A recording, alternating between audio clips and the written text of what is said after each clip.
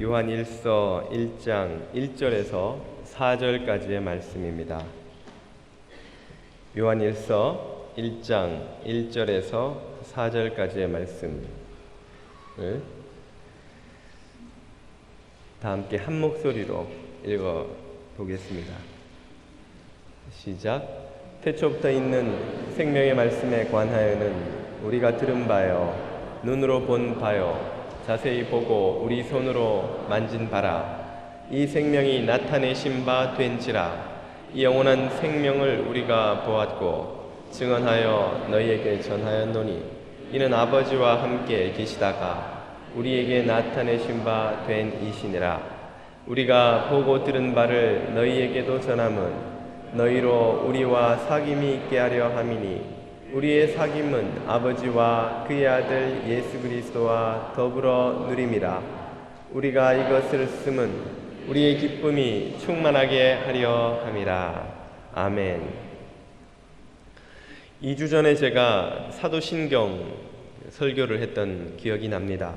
성부 하나님에 관한 신앙 고백에 대해서 여러분과 나누었는데요. 그 예배를 마친 후에 한 교우께서 저를 찾아오셔서 이런 질문을 하셨습니다.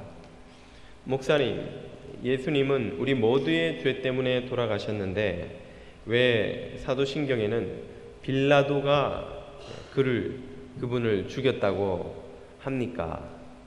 우리의 신앙 고백은 마땅히 우리의 죄 때문에 주님이 돌아가셨다고 해야 하는 것이 아닌가요? 하고 질문을 하시더군요. 저도 비슷한 의문을 가져본 적이 있습니다. 빌라도는 그 자신이 예수님을 죽이려 했던 것도 아니고 유대인들의 압력을 이기지 못하여 사형 선고를 어쩔 수 없이 내린 것 뿐인데 왜 그 빌라도를 사도신경에 굳이 기록하였을까? 또 제 마음에 드는 안타까움은 폰티우스 필라테스라는 이 AD 26년부터 36년까지 팔레스틴의 총독으로 있었던 그 이의 후손들, 필라테스라는 성을 쓰는 후손들이 2000년 동안 받았을 스트레스를 생각하니까 마음이 측은한 겁니다. 기독교인들은 예배를 드릴 때마다 모여서는 자신의 조상을 이름을 악명으로 높게 거론하니 얼마나 그 후손들은 마음이 힘이 들었겠습니까? 그런 생각을 해본 적이 있습니다. 오늘은 이 질문으로 설교를 시작해 보고자 합니다. 오늘은 사도신경 두 번째 시간인데요. 성자 하나님에 관한 신앙 고백을 다루고자 합니다. 성자 하나님에 관한 신앙 고백을 여러분이 살펴보시면 이 사도신경의 대부분의 내용이 바로 성자 하나님에 관한 것임을 알 수 있으실 겁니다. 성부 하나님, 성령 하나님은 한 줄로 간단하게 끝나는데 성자 하나님, 예수님에 관한 기록은 대단히 길고 자세합니다. 한번 차례대로 보시면요. 먼저는 고백을 하지요. 나는 그의 유일하신 아들 우리 주 예수 그리스도를 믿습니다. 이것은 믿음의 고백인데 이어서 믿는 바가 나옵니다. 첫 번째는 탄생이지요. 그는 성령으로 잉태되어 동정녀 마리아에게서 나시고, 두 번째는 죽으심입니다. 본디오 빌라도에게 고난을 받아 십자가에 못 박혀 죽으시고, 세 번째는 부활이지요. 장사된 지 사흘 만에 죽은 자 가운데서 다시 살아나셨으며, 네 번째가 승천입니다. 하늘에 오르시어 전능하신 아버지 하나님 우편에 앉아 계시다가 다섯 번째 재림, 거기로부터 살아있는 자와 죽은 자를 심판하러 오십니다. 이 긴 내용이 사도신경의 대부분을 차지하고 있습니다. 왜 예수님에 관한 고백은 이렇듯 길고 또 아주 자세하게 등장인물까지 세부적인 면까지 묘사하고 있는 것일까요? 말씀을 드리면 그것은 초대교회를 가장 심각하게 위협했던 영지주의 이단 때문입니다. 이 영지주의 이단은 초대교회가 직면했던 모든 위협 중에서도 가장 심각하고 무서운 위협이었는데요. 영지주의자들은 그리스의 플라톤 철학의 영향을 받아 이원론적인 생각을 가지고 있었습니다. 이원론을 간단하게 말하면 영적인 것은 거룩하고 선한 것이고 육적인 것은 더럽고 악한 것이다 하는 생각입니다. 이것은 플라톤의 이데아론 그 뿌리인데요. 이런 생각을 가진 사람들은 예수님이 성육신 하셨다는 사실을 받아들이지 못했습니다. 예수님이 어떻게, 하나님의 아들이 어떻게 그 더럽고 추한 육신 안에 들어와 거하실 수가 있느냐는 것이죠. 그러므로 그들은 주장하기를 예수님이 실제로 육신으로 이 땅에 오신 것이 아니라 오신 것처럼 보였을 뿐이다 하고 가르쳤던 것입니다.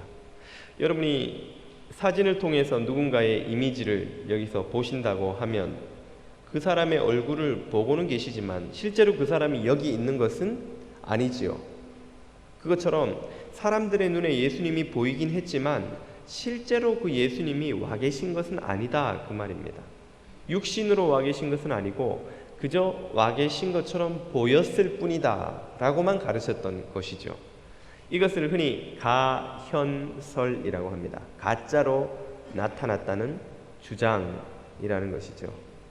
이 가현설이 초대교회에 아주 강력한 영향을 미쳤습니다. 왜냐하면 그 당시에는 그리스 철학이 가장 앞선 지성의 증거였기 때문입니다. 오늘날 여러분이 지성인 하면 흔히 누구를 떠올리십니까? 교수, 과학자, 사상가, 작가 이런 사람들을 떠올리듯이 그 당시에는 지성인 하면 헬라 철학가들을 떠올렸던 것이죠. 그 사회에서 가장 두뇌가 뛰어나고 앞선 사상을 가진 이들이 헬라 철학가들이었는데 그들이 이원론을 가르쳤던 것입니다. 그들에게서 영지주의가 교회로 스며들어 왔기 때문에 많은 사람들이 이 영지주의적 가르침에 넘어가서 이 가현설을 받아들였던 것이죠. 그러나 이것은 사도와 사도의 가르침을 이어받은 교부들이 볼 때는 도저히 용납할 수 없는 심각한 이단적 가르침이었습니다. 왜냐하면 예수님이 만약 실제로 성육신 하신 것이 아니라 그저 가짜로 나타나신 것이라면 그분의 죽으심과 부활도 가짜로 죽고 가짜로 살아난 것이 되는 것입니다. 그러면 무엇이 문제가 됩니까? 우리 기독교인들의 가장 위대한 소망인 부활이 가짜가 되는 것이에요. 부활이 그저 신화가 되어버리는 것입니다. 이것은 예수님의 생애를 직접 목격하였고 경험하였고 눈으로 보고 귀로 듣고 손으로 만져본 사도들이 볼 때는 도저히 받아들일 수 없었던 거짓된 가르침이었던 것이죠. 그래서 그들은 신앙 고백에다가 예수님의 존재와 생애와 사역에 역사적인 근거를 집어넣기를 원했던 것입니다. 그래서 예수님의 어머니 마리아의 이름, 예수님에게 사형 선고를 내렸던 총독, 일반 역사에서도 분명히 그 존재가 드러나는 본디오 빌라도의 이름, 그리고 그의 사형 선고, 그리고 장례 사실, 그리고 땅속에 묻혀있던 3일이라는 기간, 그리고 마침내 부활하셨다는 그 제자들의 증언에 의한 사건까지를 아주 세세하게 신앙 고백에 집어 넣어야 했던 것이죠. 그러므로 이 사도신경의 신앙 고백은 예수 그리스도의 존재와 사역이 역사적 사실이라는 것을 강조하는 것입니다. 오늘날에도 우리는 왜 2000년이나 지났는데 여전히 그때의 신앙 고백을 똑같이 이어받아 고백하고 있는 것일까요? 그것은 오늘날에도 이 영지주의 이단이 이름과 모습만 바꾸어 여전히 교회 안팎에서 기승을 부리고 있기 때문입니다. 대표적인 예를 하나 들자면 흔히 우리가 자유주의 신학이라고 부르는 것을 들 수 있는데요. 자유주의 신학의 주장을 한마디로 요약하면 이렇습니다. 성경에 등장하는 이 초월적인 사건들, 예수님이 무리를 걷고 부활하시고 죽은 자를 살리신 이런 기적적인 사건들은 모두 팩트, 사실이 아니니 그런 것들을 성경에서 다 제거하고 그저 희생적이고 헌신적인 사랑의 삶을 사셨던 예수님의 그 생애에서 교훈을 얻어 우리도 그렇게 살자 하는 것입니다. 모든 초월적인 것을 거기서 다 제거하고 그저 예수님의 생애에서 우리에게 유익한 교훈을 얻어서 우리의 삶을 선하고 아름답게 살면 그것이 성경을 바로 보는 것이다 하는 가르침인 것이죠. 그럴듯하게 들리지만 사실은 이것은 영지주의의 또 다른 모습의 다름이 아닙니다. 이러한 가르침은 오늘날 현대교회 교인들에게 심각한 영향을 미쳐서 많은 이들이 성경 속의 사건들을 신화로 여깁니다. 팩트, 사실로 여기지 않고 밋, 신화, 그럴듯한 이야기, 전해온 이야기, 좋은 교훈을 담은 이야기처럼 여깁니다. 그래서 심지어는 그것이 콩쥐팥쥐나 흥부놀부 이야기보다 조금도 다를 것이 없는 그런 방식으로 이해되기도 하는 것이죠. 그러나 이것은 심각하게 우리 기독교 영성을 약화시킵니다. 마치 골다공증에 걸린 뼈처럼 겉으로 보면 멀쩡하지만 힘을 받으면 정상적인 뼈가 견뎌내고도 남는 압력을 못 견디고 부러져 버리는 골다공증 걸린 뼈처럼 우리들의 영성에 구멍을 냅니다.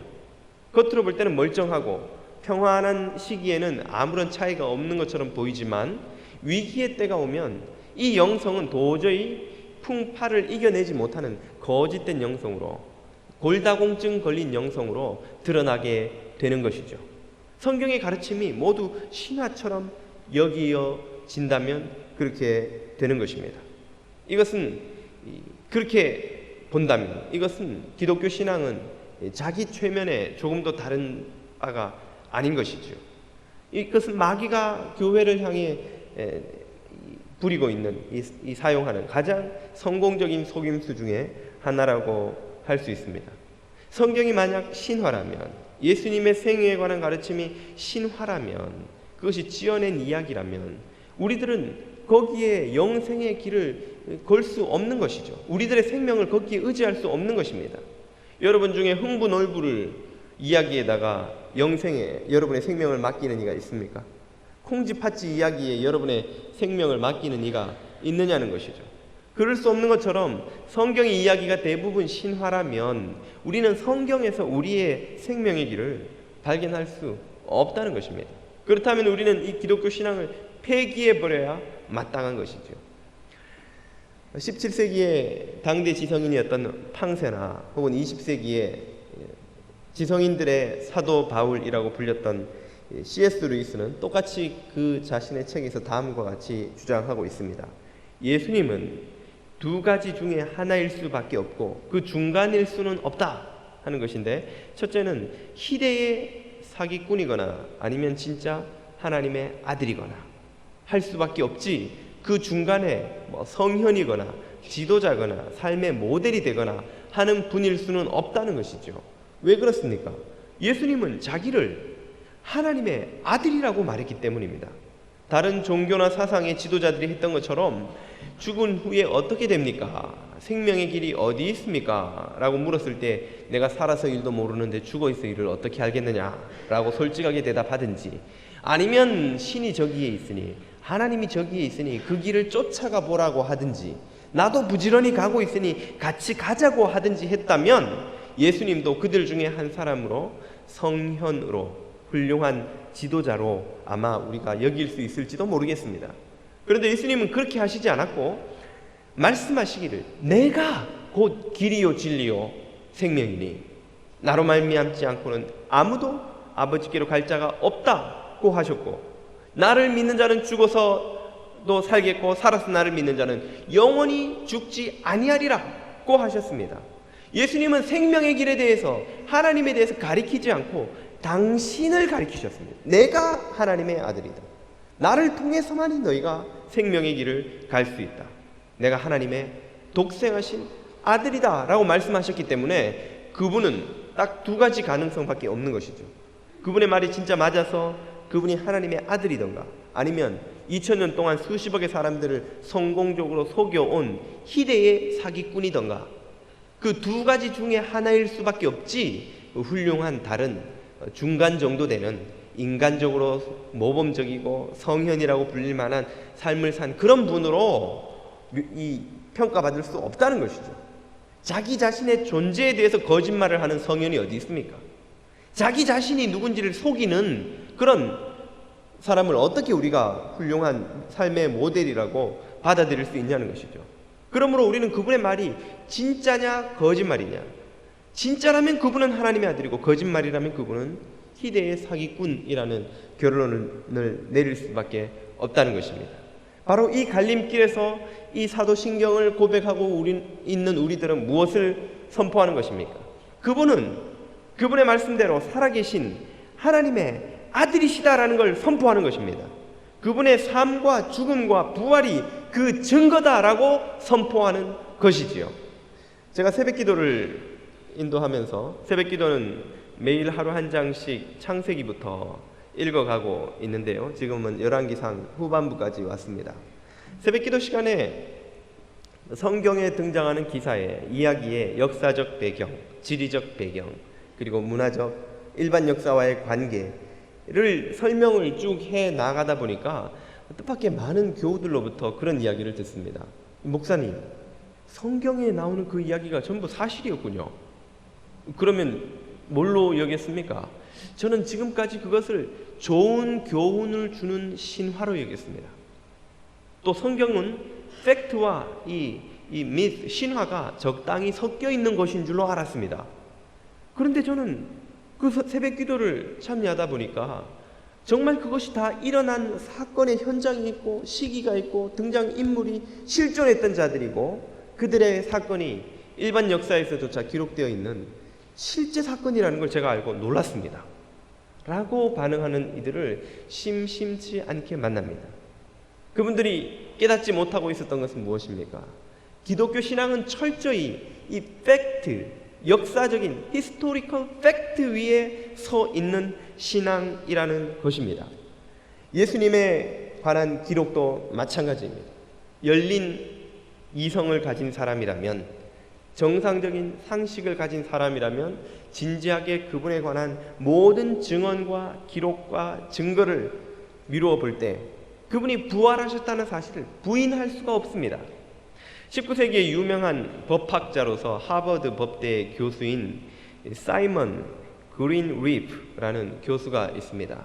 이 사람은 현대 법 철학, 법 체계를 확립하는 데 엄청난 영향을 미친 사람인데요. 런던 타임즈는 한 번은 이 사람에 대해서 논평하기를 유럽에 있는 모든 법학자들이 끼친 것보다 사이먼 그린리프 교수 한 사람이 미친 영향이 법체계 확립에 더 크게 영향을 미쳤다 하는 논평을 그에게 한 적이 있습니다. 그가 미친 영향은 증거제일주의라는 것입니다. 어떤 결론도 철저한 증거에 대한 조사가 없이는 내릴 수 없다 하는 것이 그의 가르침이었는데, 오늘날에는 법정에서 상식이 되어 있는 이 원칙, 무죄 추정의 원칙이라고도 하죠. 증거가 분명하게 나오기 전까지는 아무리 심증이 있어도 그 사람이 유죄라고 결론 내릴 수 없다는 것입니다. 이러한 원칙을 법체계에 확립시킨 사람이 바로 이 사이먼 그린리프 교수입니다. 이 사람이 한 번은 수업 시간에 신앙을 주제로 강의를 하게 되었다고 합니다. 한 학생이 손을 들고 사이먼 교수에게 질문을 했습니다. 교수님은 예수의 부활을 믿으시나요? 나는 안 믿는다네. 그는 실제로 유대인이었습니다. 유대인들은 예수님의 부활을 믿지 않지요. 그러자 그 학생이 이어서 또 물었답니다.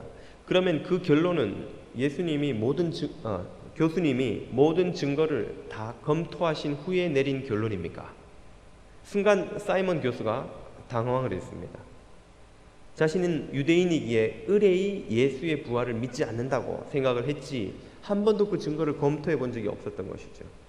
그래서 그는 정직하게 나는 자료를 검토해 본 적은 없네 라고 답을 했다고 합니다.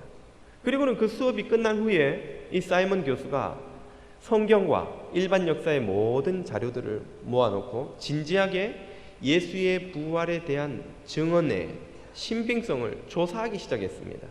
그가 오랜 연구 끝에 내린 결론은 공평무사한 배심원들이라면 이 예수의 부활에 관한 증거들에 대해서 역사적 사실이라는 결론을 내릴 수밖에 없다는 것이었습니다.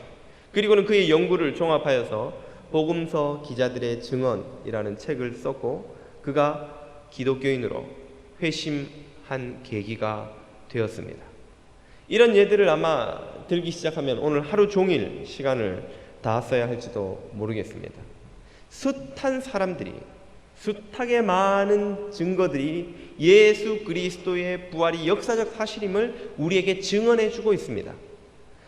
공리주의라는 철학에 대해서 여러분이 학교 다니실 때 공부를 해보셨다면 존 스튜어트 밀이라는 이 공리주의 철학가이자 정치경제 사상가의 이름을 들어보셨으리라고 생각합니다. 수많은 저작을 쓴 당대의 지성인이었던 존 스튜어트 밀은 한 번은 예수님에 대해서 이렇게 쓴 적이 있습니다. 복음서에 나와 있는 예수를 비역사적이라고 말해봐야 아무 소용이 없습니다.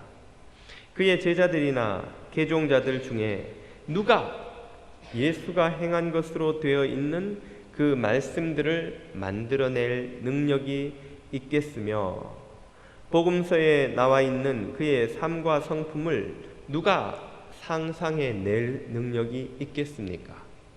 분명히 어부들은 아닐 것입니다. 초기의 기독교인 작가들은 더더욱 아닐 것입니다.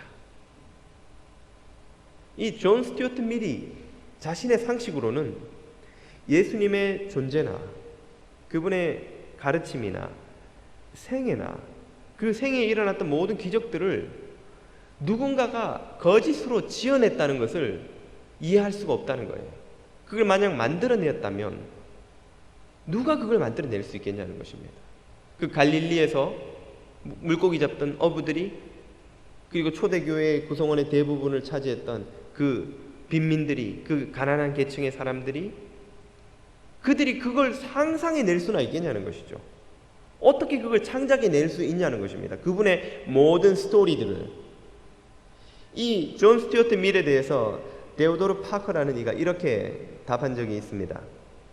뉴턴 같은 사람을 만들어내기 위해서는 누가 필요합니까? 뉴턴 같은 사람이 필요한 겁니다. 여러분, 뉴턴이 쓴 프린키피아 현대 과학과 수학의 기초를 놓은 그 책 읽어보셨습니까? 못 읽어보신 모양이군요. 저도 제목만 들었습니다만 그 현대 과학의 그리고 수학의 기초를 놓은 그 방대한 저작을 뉴턴이 실제 쓴 게 아니라고 해봅시다. 그러면 그거를 가짜로 써낼 수 있는 사람이 있다면 그 사람이 곧 누구 같은 사람입니까? 그 사람이 뉴턴 아니고는 어떻게 그걸 써내냐는 것이죠. 뉴턴이 어디 뭐 프린키피아 하나만 썼습니까? 현대과학의 대부분의 중요한 법칙들, 아인슈타인이 발견해낸 상대성 원리가 새로운 세계관을 제시하기 전까지 이 현대과학의 대부분의 기초를 뉴턴이 다 발견해냈습니다. 그 수많은 발견들을 뉴턴이 실제로 한 게 아니라면 그걸 상상해낼 수 있는 사람이 뉴턴보다 더 뛰어난 사람이면 뛰어난 사람이지 부족한 사람이 어떻게 그걸 상상해낼 수가 있겠냐는 것이죠. 그게 가짜라면 뉴턴의 그 발견들이 그 이후에 다른 과학자들의 검증에 의해서 다 폐기되어 버리지 않았겠습니까?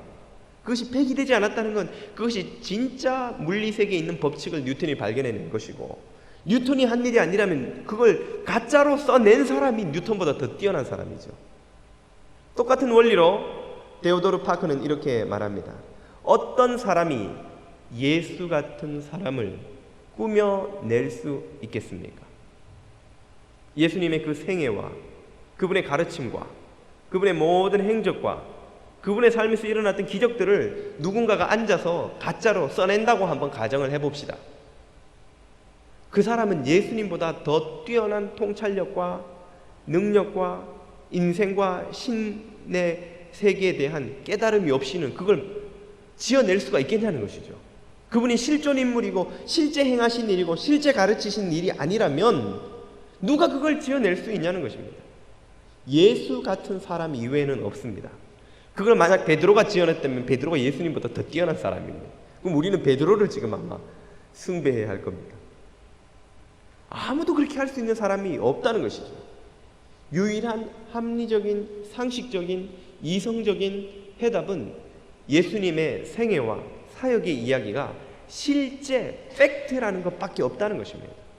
팩트가 아니라면 누가 그걸 지어내며, 또 팩트가 아니라면 누가 그 픽션을, 가짜를 위해서 자신의 목숨을 바치며 순교를 감당하느냐 하는 것입니다. 이 모든 수많은 증거들은 우리가 믿고 있는 이 신앙이 역사적 사실, 히스토리컬 팩트 위에 세워진 신앙이라는 사실을 깨닫게 해 주는 것입니다. 기독교 신앙은 팩트 위에 세워진 신앙입니다. 공허한 사상이나 이론이나 허상 위에 세워진 신앙이 아닙니다. 이 점에 있어서 기독교는 모든 공허한 다른 사상들과 차별화되고 또 다른 종교와도 차별화되는 것입니다. 대표적인 예를 하나 들어보자면, 불교는 우리들의 삶 속에서 겪는 이 희로애락을 다 공이라고 가르치죠. 무라고 가르칩니다. 누군가가 큰 고통에 빠지면 불교는 이렇게 가르치죠. 네가 겪고 있는 고통도 무다, 무. 공이다, 공. 그걸 빨리 깨달아라. 그래서 네가 그 번뇌로부터 자유롭게 해방되어서 마치 물방울이 바다 속에 흡수되어 버리는 것처럼 이 무아지경에 너도 흡수되어 버려야 된다. 이 눈에 보이는 게 다 허상이라는 걸 빨리 깨달아야 해탈의 경지에 이른다. 그렇게 가르치죠. 여러분이 보고 있는 이 수려한 외모를 가진 목사도 사실은 허상이라는 거예요. 허상, 가짜라는 거예요. 여러분의 마음을 제가 이해하겠습니다만은 이게 진짜가 아니고 가짜라는 거예요. 그러나 기독교는 그렇게 가르치지 않습니다. 사랑하는 이를 잃은 사람에게 죽음도 다 허상이다. 살아있는 너도 허상이다. 그렇게 가르치지 않습니다. 죽은 이를 보낸 이에게 소망을 주는 것이죠. 나를 믿는 자는 죽어도 살겠고 살아서 나를 믿는 자는 영원히 죽지 아니하리라. 부활의 소망을 주십니다. 재림을 약속해 주십니다. 새하늘과 새 땅의 소망을 주십니다. 그리고 그 증거로서 당신이 직접 죽음으로부터 부활하셨습니다. 무덤을 열고 일어나 나오셨습니다. 그러므로 이 팩트 위에서 신앙을 가지라는 것입니다. 그저 이론이나 그럴듯한 시스템이나 어떤 그런 허상 위에 너희들의 신앙을 세우지 말고 내가 실제로 이 땅에 와서 걷고 가르치고 말하고 함께했고 죽음에서 부활한 그 사건을 너희들에게 팩트로서 경험케 하였으니 이 팩트 위에 너희들의 신앙을 세우라 하는 것입니다. 이것이 바로 기독교 신앙의 차별점이고 기독교 신앙의 고유한 점인 것입니다. 우리들의 신앙은 그러므로 이 사실 위에 서 있습니다. 왜 우리가 부활의 소망을 가질 수 있습니까? 왜 우리가 재림하실 주님을 바라볼 수 있습니까? 왜 우리가 새하늘과 새 땅의 약속을 리얼이라고 받아들일 수 있습니까? 이 땅에 성육신하신 그분이 살아서 걷고 말하고 먹고 그분의 죽으심과 부활을 통해 이 모든 약속들이 리얼, 진짜라는 것을, 사실이라는 것을 우리에게 보여주셨기 때문입니다. 증거로서 보여주셨기 때문입니다. 그렇기 때문에 사도 요한과 같은 이는 오늘 읽은 요한일서 1장 2절에서 이렇게 선포하는 것입니다. 태초부터 있는 생명의 말씀에 관하여는 우리가 들은 바요, 눈으로 본 바요, 자세히 보고 우리 손으로 만진 바라. 그분의 손의 못자국을 만져보았고 그분의 허리에 창자국을 만져보았고 죽음에서 일어나신 그분을 우리가 보았다는 거예요. 그렇게 생각했기 때문에, 그렇게 믿었기 때문에가 아니라 실제로 보았고 들었고 만졌고 경험했기 때문에. 2절은 이렇게 말하죠. 이 생명이 나타내신 바 된지라. 이 영원한 생명을 우리가 보았고 증언하여 너희에게 전하노니. 이 사도들의 증언과 전해준 신앙이 오늘 우리에게 사도신경으로 계승되어 온 것입니다. 그래서 우리는 이 신앙 고백을 붙드는 것이죠. 그래서 우리는 이 신앙 고백을 예배 때마다 선포하는 것입니다. 이는 아버지와 함께 계시다가 우리에게 나타내신 바 된 이 신이라. 예수 그리스도는 아버지와 함께 계시다가 이 땅에 성육신하여 오셔서 우리와 함께 계셨던 분이십니다. 그분은 실제로 죽음에서 부활하셨고 승천하셨고 우리에게 부활과 재림과 새하늘과 새 땅의 약속을 해 주신 분이십니다. 그러므로 우리는 이 예수 그리스도 하나님의 아들을 믿고 영원한 소망을 품고 흔들리지 않는 확신 가운데 믿음의 길을 갈 수 있게 되는 것이죠. 지금도 살아계신 우리 주 예수 그리스도 하나님의 아들을 믿는 이 믿음 안에서 승리하시기를 축원드립니다. 이분 안에 있는 이 풍성한 영생의 교제가 여러분의 삶 속에 흘러 넘치시게 되기를 축원드립니다. 살아계신 주를 함께 찬양드리겠습니다.